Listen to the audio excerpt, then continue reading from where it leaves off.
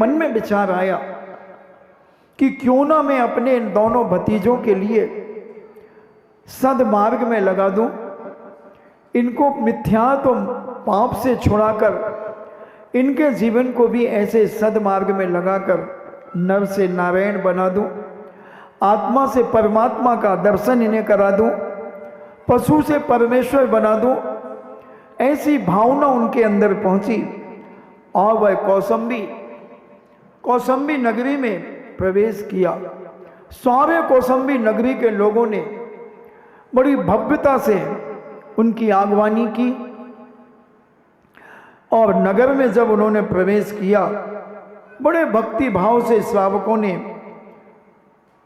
उनका प्रवेश कराया और अग्निभूति के मन में आया कि ये तो मेरे चाचा ही मुनि बने हैं, क्यों ना अपने चाचा को आहार चर्या के लिए अपने घर में बुला ले, क्यों ना। और पहले लोग शुद्ध भोजन किया करते थे, अचानक भी साधु आ जाए तो कोई परेशानी नहीं।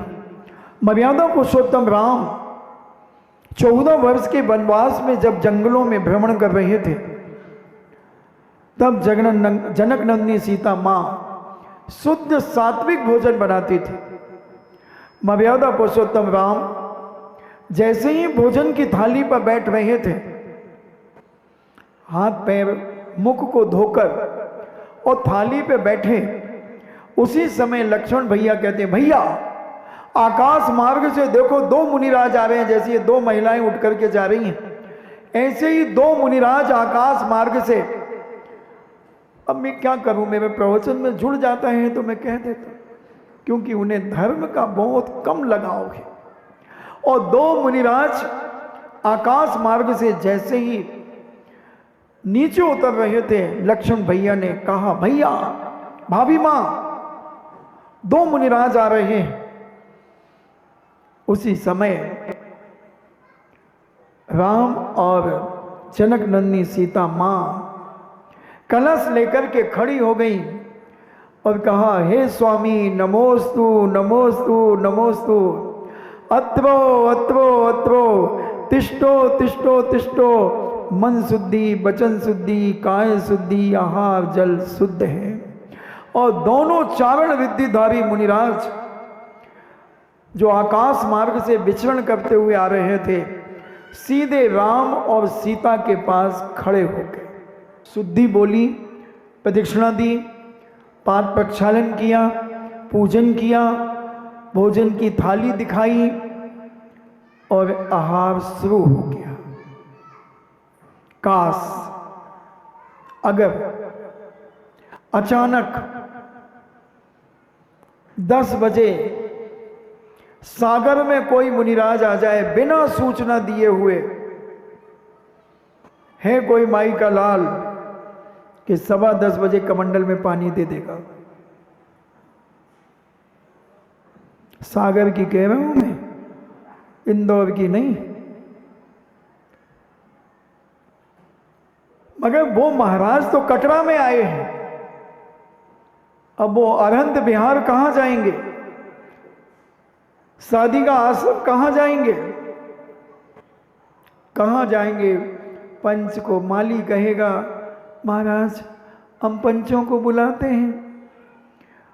पंच आएंगे, महाराज जी खबर तो कर देते कम से कम। अब महाराज सामायिक के बाद उठना, अब सामायिक अमायिक कर लो। अब कोई 4-6 यूजलेसों को हम इकट्ठा करते हैं, अब वो यूजलेस कोई अपने घर से घी ले आएगा, कोई आटा ले आएगा, महाराज इसी धर्मशाला में बना लेंगे चोखा। अब हमारे घर में तो आलू भालू सब बन रहे हैं, हमारे घर में तो अटर गटर सटर सब बन रहा है। और कैसे थे पहले के श्रावक, कितने भयभीत थे संसार की असारता से। इतना संवेद भाव 24 घंटे उनके अंदर रहता था कि कहीं मेरे द्वारा कोई अभक्ष न खा लिया जाए, मेरे द्वारा कोई अशुद्ध का भोजन न चला जाए। विचार करें, जंगल में रहने वाले वो श्रावक और श्राविका जब मैंने श्री पद्म पुराण जी को पढ़ा और जब देखा कि जनक नंदिनी सीता ने पड़गान की स्वीकृति दे दी और कौन सी थाली से भोजन कराने लगे, जो मर्यादा पुरुषोत्तम राम के लिए लगाई गई थी। है हिम्मत कि पप्पू के पापा भोजन की थाली पे बैठ रहे हो और मुनिराज आ जाएं तो तुम वही थाली उनको दिखा दो और भोजन करा दो, यानी आहार करा दो। ऐसी जगह होते हैं पंचाश्चर्य, पंचाश्चर्य होते हैं बंधुओं, चमत्कार होते हैं। हम चमत्कार तो चाहते हैं मगर हमारी नमस्कार में ताकत नहीं है बंधुओं। हमारा नमस्कार मायाचारी से युक्त हो गया, हम मायाचारी से भर गए, हम छल कपट से युक्त हो गए। आज भी सिद्धियां प्राप्त हो सकती हैं, नमस्कार में खोट है, साधु में खोट नहीं है। खोट तो हमारे अंदर आ गई है, कसाएं तो हमारे अंदर आ गई हैं, राग द्वेष छल कपट हमारे अंदर आ गया है, नारद के काम हमारे अंदर आ गए हैं, इसलिए आज चमत्कार नहीं है बंधुओं। साधु के पास तो चमत्कार आज भी है। जब तक हमें संवेग पंचदियों के विषयों से राग देश कसायों के प्रति जब तक संवेग भाव नहीं आएगा, जब तक चमत्कार भी नहीं हो पाएगा। आज भी महाराज पंचम काल में, हाँ पंचम काल में भी चमत्कार हो सकते हैं, होते हैं, हो रहे हैं। जितनी पवित्रता निर्मलता हमारे अंदर होगी उतना वह कार्य सफल होता चला जाएगा। और सूर्य मित्र क्या योग संयोग कि अग्निभूति ने उनका पड़गाहन कर लिया नवदा भक्ति से, और नवदा भक्ति से जब पूज्य भैर का पड़गाहन हुआ, पांच प्रक्षालन हुआ, पूरी नवदा भक्ति हुई, मुनिराज का आहार शुरू हुआ। आहार ग्रहण करने के बाद वह जब जाने लगे तो अग्निभूति उनका कमंडल लेकर के जाने लगा। छोड़ने की परंपरा आज की नहीं है, अनादिकाल की है। और अग्निभूति जब पूज्य मुनिराज के स्थान तक पहुंचे तो मुनिराज ने उपदेश दिया। जैसे आज उपदेश होते हैं ना, पहले ऐसा उपदेश नहीं होता था। 2 मिनट में 2 शब्दों में वैराग्य हो जाता था। अग्निभूति ने पूज्य भव का उपदेश सुना, संसार की असारता के बारे में सुना, तो वो भी कहने लगे दीक्षाम देही, दीक्षाम देही। और दीक्षा लेने का परिणाम अग्निभूति का हो गया। वहीं केसलुंच कर लिए, 28 मूल गुणों को धारण कर लिया और दीक्षा ले ली। कोई पूछा नहीं, किसी से, धर्म पत्नी से भी नहीं पूछा, किसी से नहीं पूछा। और वैराग्य से ऐसे ओतप्रोत हो गए, रग रग में उनके अंदर संसार का संवेग समा गया। और बीतराग भगवान की वाणी उनके रग रग में भी विद्यमान हो गई। और गुरु सूर्य मित्र से, जो ग्रस्त अवस्था के चाचा थे, उनसे उन्होंने दीक्षा धारण कर ली और दीक्षा धारण करके ध्यान में बैठ गए। समय आपका हुआ, फिर अपन देखेंगे कि अग्निभूति का क्या होता है, वायुभूति का क्या होता है और सूर्य मित्र मुनिराज का क्या होता है, क्या स्थिति बनती है। और वह परम वैराग्य से ओतप्रोत होकर अपनी आत्मा में, आत्मा के द्वारा आत्मा से ध्यान में लीन हो गए हैं। दोनों मुनिराज आत्मा का आनंद ले रहे हैं। और इधर अग्निभूति की धर्म पत्नी को जैसे ही पता चलता है कि मेरे पति देव मुनि बन गए हैं, और विचार करती हैं, चलो बहुत अच्छा हुआ, मैं तो 2 प्रतिमा भी धारण नहीं कर पाई, मगर मेरे पति ने दिगंबरी दीक्षा धारण कर ली। धन्य है मेरे सौभाग्य, धन्य है उनकी भावना आदि विचार करते हुई वही भी चिंतन में चली गई। और जो उसकी वायुभूति वह निकृष्ट था, वह धर्म के विरुद्ध में रहा करता था। धर्म के प्रति उसकी आस्था और विश्वास बिल्कुल नहीं था। जब वह अपनी भाभी को देखता है कि भाभी कुछ अकेले में वार्तालाप कर रही है, कोई नहीं है। कई बार माताएं अकेली कमरे में बातें करती रहती हैं, दीवारों से बातें करती, जो बुजुर्ग महिलाएं, उन्हें कोई बात याद आ जाती है तो वो कुछ ना कुछ कहती रहती है, और चुपचाप देखना उस कमरे में कोई नहीं होगा। तो ऐसे ही वह अग्निभूति की धर्मपत्नी चिंतन मनन करते हुए कुछ शब्द उसके मुख से निकल रहे थे। वायुभूति सुन रहा था और आकर के पूछता है क्या हुआ। वो कहती हैं देवर जी, अगर उन्होंने दीक्षा ना ली हो तो चलो अपन उनको लिवा करके ले आए, और अगर दीक्षा ले ली हो तो कोई बात नहीं। वो कहता तू जा, उस नंगे के पास मैं नहीं जाता, क्योंकि वो धर्म का विरोधी था।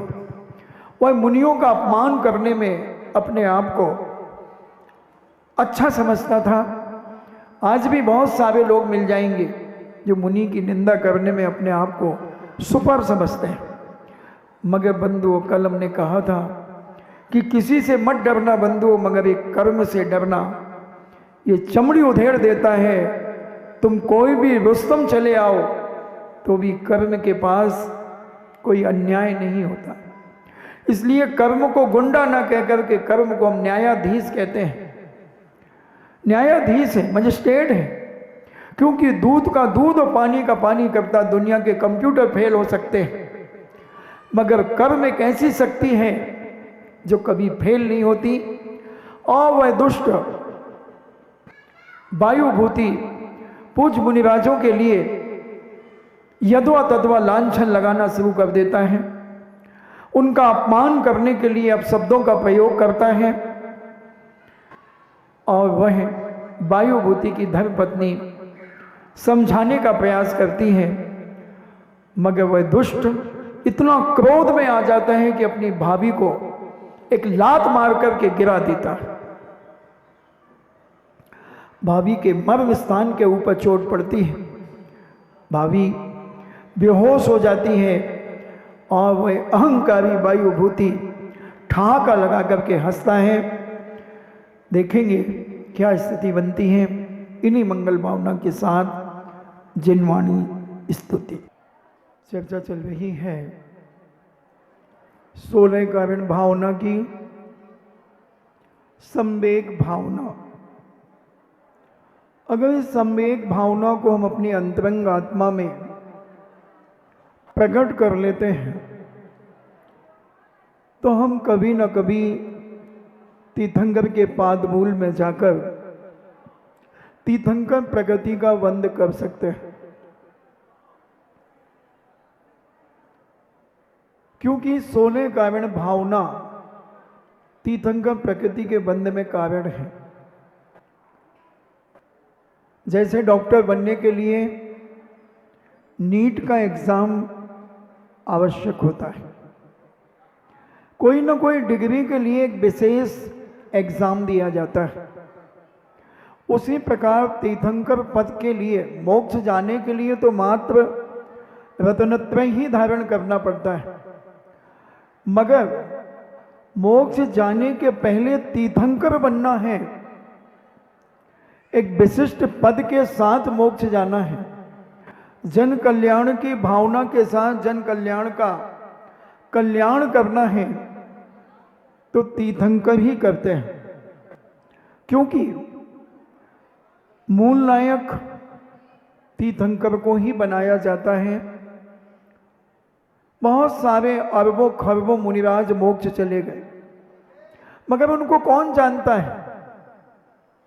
चले गए, मोक्ष चले गए, कितने लोगों को आप जानते हैं, आप उन्हीं लोगों को जानते हैं जो अपने जीवन में कुछ ऐसे कार्य करते हैं, उपकार के कार्य करते हैं, लोगों के हित के कार्य करते हैं, लोगों के लिए अनेक प्रकार की सुविधाएं प्रदान कराते हैं, अनेक अनेक सुख शांति समृद्धि से परिपूर्ण करते हैं। उन्हीं को हम जानते पहचानते और मानते हैं। तो ऐसे बहुत सारे 6 महीने 8 समय में 608 मुनि बनकर के मोक्ष चले जाते हैं। आज भी जा रहे हैं, भले हमारे भरत क्षेत्र से नहीं जा रहे हैं, ऐरावत क्षेत्र से नहीं जा रहे हैं, मगर जो 160 नगरियां हैं विदेह क्षेत्र की, वहां से 6 महीने 8 समय में 608 जीव मोक्ष जा रहे हैं। और जब ये उस सर्पणी काल में, जब चतुर्थ काल भरत क्षेत्र में आएगा, तब पुनः यहां से भी मुनि बनकर के मोक्ष जाएंगे। तो ये मोक्ष का रास्ता काल परिवर्तन के कारण पंचम काल में और प्रथम द्वितीय तृतीय भोग भूमि के काल में और छठे काल में मोक्ष का रास्ता भरत क्षेत्र ऐरावत क्षेत्र में बंद हो जाता है। मगर महिलाओं का बोलना किसी भी काल में बंद नहीं होता। अभी यहाँ प्रवचन चल रहा है, उनका बोलना चल रहा है। ये कहलाते हैं ज्ञानावर्णी कर्म का बंद करने के कारण। इसलिए मैं कहता हूं कि 80% ये भोंदू होती हैं, क्योंकि उन्हें कोई मतलब नहीं है कि तुम धर्म की चर्चा कर रहे हो या क्या कर रहे हो। उन्हें तो अपनी रोटी कपड़ा और मकान की चर्चा करना है, राग देश कसायों की चर्चा करना है। उन्हें कोई फर्क नहीं पड़ता। और इतनी मोटी चमड़ी होती है कि जैसे एलिफेंट के फेंड की चमड़ी हो। एलिफेंट के लिए अंकुश भी जब महावत चुभोता है तो वो एलिफेंट को फर्क नहीं पड़ता। अभी आपने देखा होगा, जब अपन यहां आ रहे थे, अपन जब श्री मंगलगिरी जा रहे थे, तब एक गजरथ भी अपने साथ में था। और कहते हैं बड़ा बाजार में वह गजरथ फंसने की स्थिति में आ गया और महावत उसे डंडे मार रहा है, अंकुश दिखा रहा है, मगर वो भी क्या करे बेचारा। इतनी कम जगह वो कितना अपने आप को सुकोड़े, कितना अपने आप को सुकोड़े। फिर भी एलिफेंट का फेंड यानी हाथी समझ गया और उसने रथ को निकाल दिया। मगर जो फेंड है एलिफेंट की, इनको तुम कितना भी समझा दो, इनकी समझ में नहीं आता।